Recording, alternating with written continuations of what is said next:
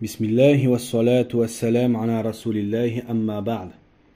Nous continuons, insha'Allah ta'ala, notre lecture de la traduction du livre de Al-Mabadi al-Fiqhiyya ala madhhabi al-Imam al-Shafi'i radiyallahu anhu. Et nous étions arrêtés dans l'audio précédent sur les formulations de l'adhan et l'iqama. Et nous allions rentrer dans les piliers de la prière.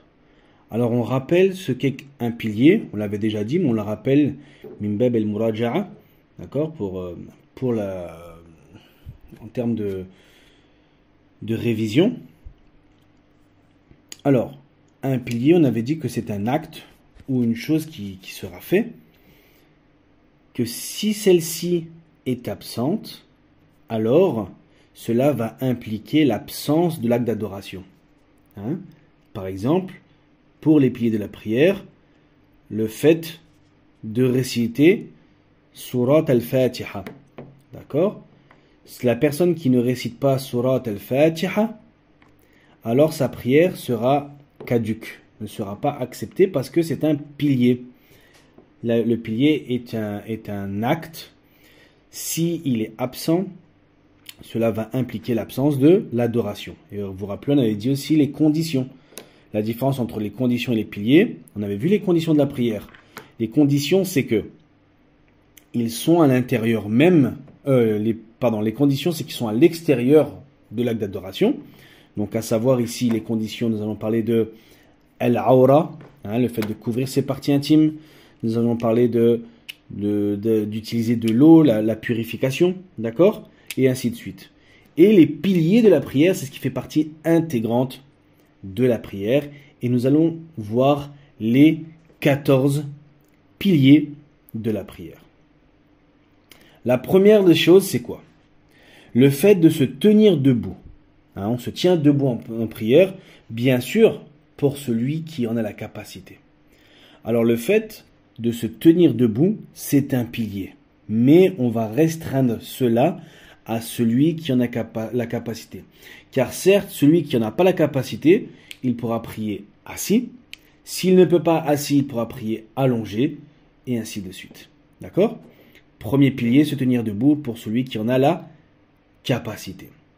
Deuxièmement, avoir l'intention de faire la prière. D'accord? Donc une fois qu'on est debout, on doit mettre l'intention au moment du tekbir d'ouverture. Le tekbir, c'est le fait de prononcer Allahu Akbar en début de prière.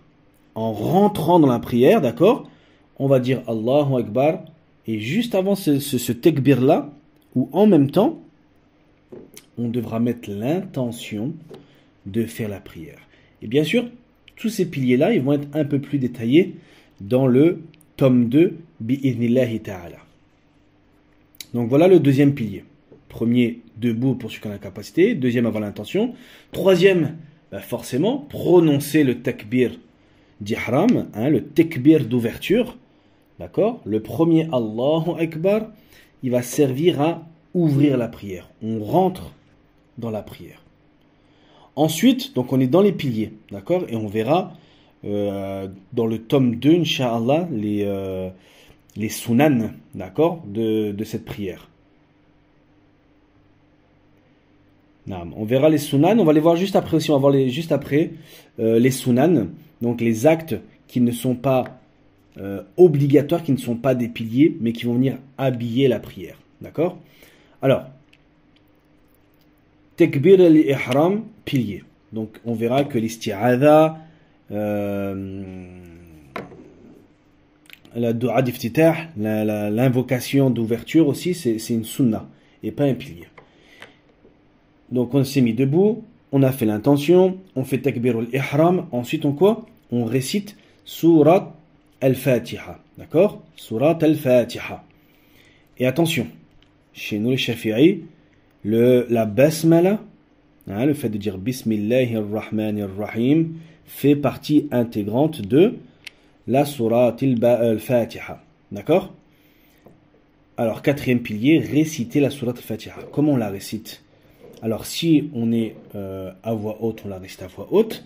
Et si on est à voix basse, il faudra la réciter de sorte à ce qu'on puisse s'entendre. Et même lorsqu'on est derrière l'imam, quand on est en prière en groupe, alors on devra réciter Suratul Fatiha derrière l'imam, de sorte à ce qu'on l'entende, donc on chuchote. D'accord? Cinquièmement, s'incliner. Hein, le fait de faire al-ruku', s'incliner de façon à avoir le dos plat. Ça, c'est le cinquième pilier. Sixièmement, donc se redresser et garder le corps droit. Septièmement, se prosterner. Alors, le fait de se prosterner, il y a des conditions de la prosternation.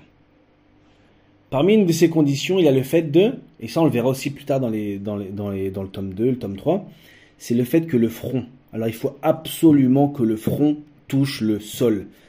D'accord? C'est-à-dire le front, la peau du front touche le sol. D'accord? Et ensuite, les mains, les genoux et les pieds. Se prosterner sur les 7 membres suivants. Le front, les 2 mains, les 2 genoux et les 2 pieds. D'accord?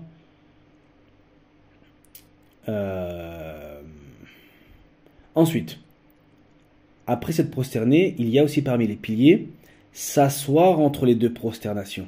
D'accord? La position assise entre les 2 prosternations. Donc on avait dit que la prosternation est obligatoire, donc les 2 prosternations, et s'asseoir entre les 2 prosternations.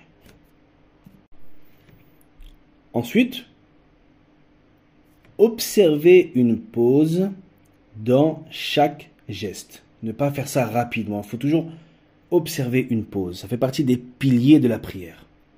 D'accord? Dixièmement, s'asseoir pour le dernier tashahhud. On voit que le premier n'est pas un pilier. Attention, cela ne veut pas dire de ne pas le faire. On verra que c'est une sunnatu al-ab'ad et on verra ce que c'est incha'Allah. Mais le pilier, c'est-à-dire celui qui annule la raka'a, d'accord? Celui qui annule la raka'a, alors c'est le dernier pilier. Alors, je vous ai dit au début, il me semble que le fait d'enlever un pilier, ça annule la prière. Alors en fait, le fait d'enlever un pilier, vu que la prière elle est faite de plusieurs raka'a et qu'on peut à la fin refaire sa raka'a, donc on verra ça aussi, Inch'Allah. En fait, ça annule une raka'a. Ça annule pas toute la prière. Si par exemple, je n'ai pas resté surat al-Fatiha, donc ce serait comme si ma raka'a n'a pas été faite, mon unité de prière n'a pas été faite, et donc je devrais la refaire. D'accord? Alors ça, c'est important de comprendre. Si vous comprenez pas, si vous n'avez pas bien saisi ça, n'hésitez pas à poser des questions, Inch'Allah, pour bien comprendre. La prière, par exemple, si on prend la prière du Dhuhr, mathalan, il y a 4 unités. Dans ces 4 unités, si on fait une faute ou si on oublie un pilier dans une de ces unités, alors il est possible de rattraper cette unité qu'on a loupée. D'accord? Et ça, on verra comment, Inch'Allah ta'ala. Donc, s'asseoir pour le dernier tashahhud. D'accord? Alors, le tashahhud, qu'est-ce que c'est que le tashahhud? Le tashahhud, il consiste à se positionner sur les genoux, les mains sur les cuisses et de lever l'index de la main droite au moment de réciter l'attestation de foi. Au moment où on dit La ilaha illallah, au moment de dire illallah, de lever l'index. Bien sûr, il y a pas mal de divergences sur ce sujet-là, à savoir est-ce qu'on laisse jusqu'à la fin de l'attestation, est-ce qu'on laisse jusqu'à la fin du tashahhud, et ainsi de suite. Mais ça, pour l'instant, ce n'est pas ce qui nous intéresse, incha'Allah ta'ala. Donc, s'asseoir pour le... Là, on n'en parle que de l'assise du dernier tashahhud. On parle de l'assise. Ensuite, le 11e pilier, c'est quoi? C'est de réciter les invocations du tashahhud. Et ces invocations-là, bi'idhnillah, seront vues plus tard dans le livre, incha'Allah. Enfin, réciter la prière sur le prophète Mohammed sallallahu alayhi wa sallam. Et donc ça, c'est pareil. On le verra un petit peu plus tard. 13e pilier, prononcer la première salutation. Donc, qui consiste à dire Assalamu alaykum wa rahmatullah. Et donc, de là, on comprend que la deuxième salutation est sunna et n'est pas un pilier. Et enfin, 14e, accomplir tout cela dans l'ordre prescrit. Hein? At-tartib. Et Inch'Allah, on verra après quelques invocations, quelques sunan à faire, plutôt voilà, les invocations pendant la prière. Inch'Allah, par exemple, voilà l'invocation d'ouverture, qu'est-ce qu'on dit lorsqu'on est en recours, et ainsi de suite, Inch'Allah ta'ala.